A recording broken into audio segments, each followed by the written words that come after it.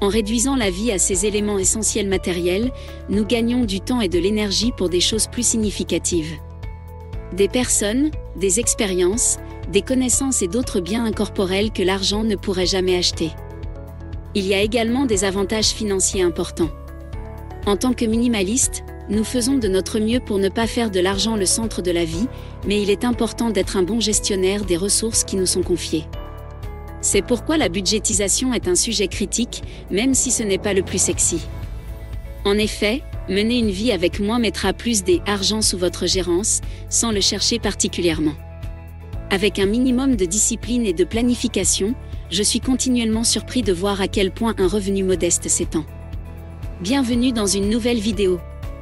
Aujourd'hui, nous avons compilé une liste de 6 simples méthodes minimalistes pour démarrer avec votre budget.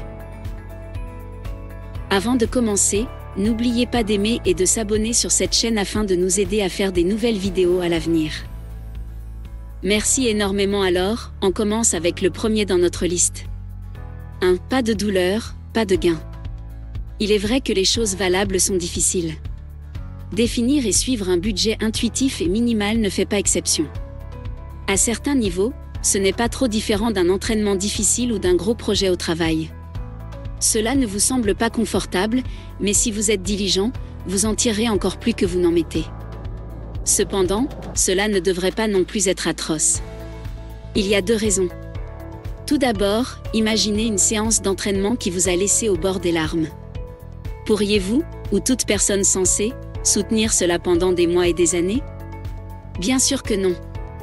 Il en va de même pour les budgets.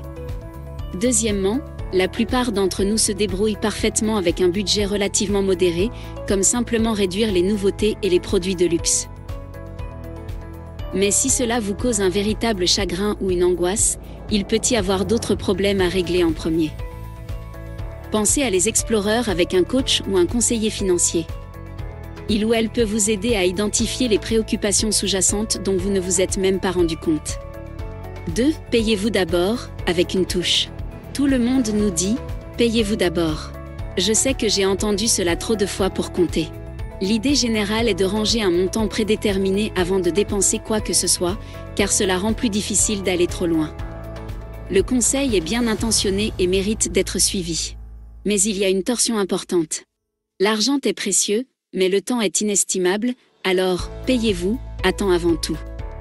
Oui, il est essentiel de ranger de l'argent tout de suite, mais ce n'est pas un hasard si nous utilisons l'expression « passer du temps ».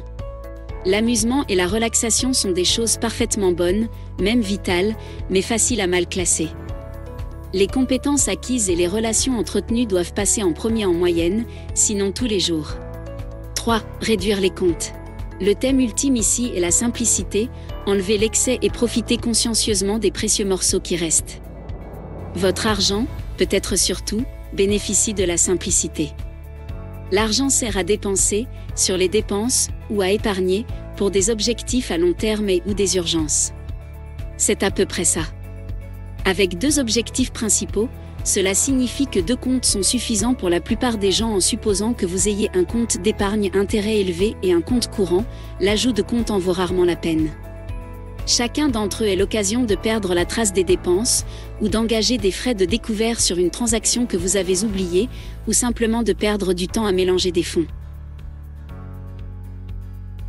Il est courant de dédier des comptes séparés à des fins ou objectifs distincts, mais la discipline et le suivi rapproché d'un seul compte sont, généralement, le moyen vraiment minimaliste de répondre aux mêmes besoins.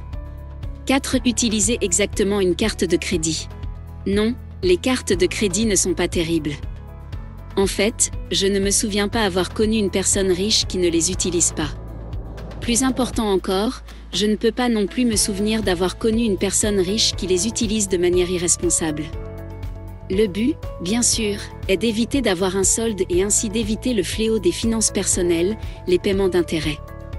Cependant, avec une carte que vous traitez comme de l'argent liquide, il est facile de voir toutes les dépenses au même endroit tout en gagnant des points ou des remises en argent, avec l'avantage supplémentaire d'une protection contre la fraude et d'une incroyable commodité de voyage. Et sur un plan strictement pratique, la plupart d'entre nous grincent des dents à transporter des tas de monnaie plus un plus grand portefeuille ou un sac pour tout trier. Vous pouvez accomplir cela avec une seule carte, bien sûr. Chasser les bonus d'inscription et le n'est pas une grande utilisation du temps, à de rares exceptions près, et plus de cartes ne font qu'augmenter la facilité et la tentation des dépenses excessives. Les meilleures options dépendent de votre crédit, de vos habitudes de dépenses, etc.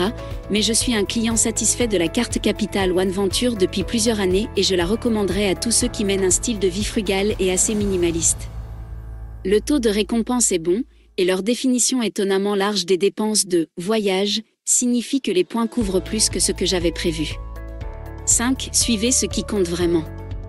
Malgré tous nos efforts, la plupart d'entre nous ne peuvent pas adhérer parfaitement sans quelques chiffres froids et difficiles pour nous garder sur la bonne voie. C'est pourquoi un budget est tout simplement moins efficace si nous ne parvenons pas à nous y mesurer. Non seulement cela vous permet de rester honnête, mais il est tout à fait amusant de voir la dette diminuer et la valeur nette augmenter chaque mois. À cette fin, je suis un grand fan de Personal Capital, qui est un moyen rapide et facile de voir tout ce qui entre, s'écoule et s'additionne en un seul endroit. Le connecter à quelques institutions financières, AM, Fundrise, est un peu ennuyeux, mais pour la plupart, c'est un jeu d'enfant à mettre en place. 6. Soyez gentil avec vous-même. Bien sûr, il est difficile de respecter un budget. Je n'aurais pas lutté pendant des années si c'était facile. Et je ne me serais pas senti obligé d'écrire cet article s'il était une seconde nature pour nous tous. Comme pour toutes les choses difficiles, parfois nous manquons simplement nos objectifs. C'est là qu'un peu d'autocompassion va un long chemin. Certes, un shopping d'un mois ou un achat de luxe totalement ridicule pourrait signifier que quelque chose de plus profond se passe. Mais si vos yeux dérivent du prix à l'occasion, si votre taux d'épargne tombe juste en dessous de ce que vous espériez. Ensuite, prenez un moment pour reconnaître ce que vous avez manqué, rappelez-vous pourquoi ce manque nuit à l'objectif d'un ascenseur plus simple, puis offrez-vous le cadeau d'un nouveau départ. Nous terminons notre vidéo ici. N'oubliez pas de nous laisser vos suggestions dans la section commentaires ci-dessous. Merci. À la prochaine vidéo.